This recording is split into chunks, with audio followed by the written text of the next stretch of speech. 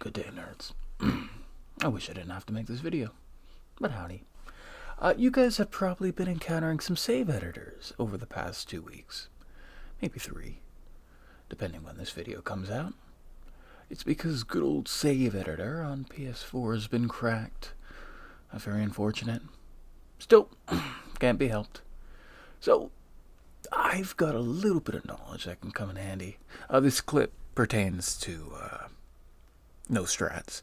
You're not going to see any save editors here. This is just some leftover stuff I got from a few weeks ago when we were dealing with some G9 snipers. They were being rather gits about it. A couple of them were descaled, and there was a lot of DCing and whatnot, so right now I'm just trying to wait for a co-invader to see if I can get a nice ambush here. So, back to save editors. So what is a save editor? A save editor is somebody using their Amazon gift card, as we call it in the community, to adjust their HP, vigor, endurance, all that jazz to some crazy proportions. There's the 2 snipers up there. I think yeah, there they are. So, how do you deal with them? Well, normally most people would block them. I'm not most people. Because if you start blocking them, then that means that newer invaders are going to end up getting them. And us as veterans, well, some of us like the challenge. So, a couple of the basics. So, if they are a save editor, that means they've got tons of HP, tons of endurance, so they're going to be rolling a lot, and if you attack them, you're not exactly going to win a lot of trades. So how do we deal with them? Well, first and foremost, let's go over the troll tactics, force, gravity, all that jazz. Even though they've got 100,000 HP, that doesn't exactly mean they have 100,000 IQ. So you can probably tailbone them, force them off of somewhere if they aren't poised perseverance around every corner. In post-spawn of TRC, you got a couple of places where you can use that. You can get them on the ladder. You can force them off a ledge near the bridges encampments. And in most levels, you can use the gravity quite well. There's only like maybe 2 or 3 spots where you're not going to find much of a use for gravity. But either get your tailbone spears or have force equipped if you're going into spots like this. Next on the list, let's talk procs.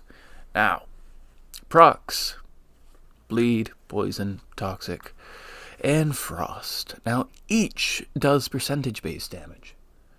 So, your gun deers might be doing 300 damage to them, but they've got 1,000,000 HP. But if you get a frost proc, I believe that's about 11% of their total HP, and you can reset that with Firebomb, Fire Surge, whatever you got, maybe some Expo.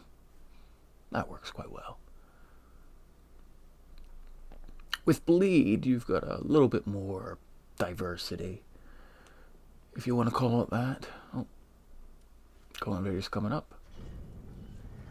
And I think that's over John over there. Yeah, it is. Oh yeah, it's Toe Mason. Lovely. So, with Bleed, it does 15% of your total HP. Now, you could just go for like a regular bandit knife, Bleed, infuse it, and try and hit them with it. That's not a bad idea. It isn't. Oh, I messed up here. I went to go shiv him, but we got a little bit of latency, me and Mr. John. I believe Toe Mason brings it back up. Yep. Gave him a wave. He knows he's got some company here.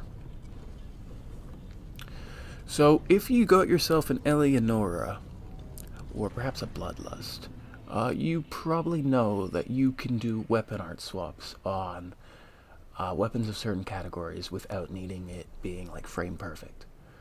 So, what most people like doing is they put the Eleonora buff, which is Feast Bell, onto an Avalon. You do the weapon art, you take a step forward, you swap it with your Avalon, and boom. Put on some splintering bolts, and Bob's your uncle. You have a Bleed shotgun. But there's other options. You could do Dorothy's Gnawing.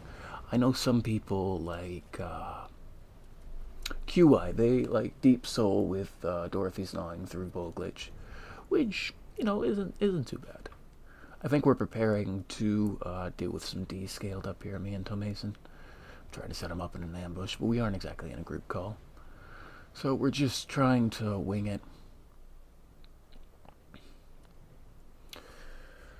Okay, so bleed is very viable as an option. However, you can roll bleed procs and you can roll frost procs. So next we got poison. Now, not everybody is going to be carrying poison weapons on their builds. I always suggest packing a poison spear for chase down. It's very useful. But let's say you don't have a poison spear. What can you use on any build? Well, if you have Scholar Ring, then you can use Storyteller Staff. And Storyteller Staff is really unique. Its poison scales off your max HP. Think Pestle Mist against, say, Medeer. That does a lot of damage over time because it isn't flat. It scales with max. So if you get them poisoned, then you should see a little aura around them, even if you're not seeing any HP change.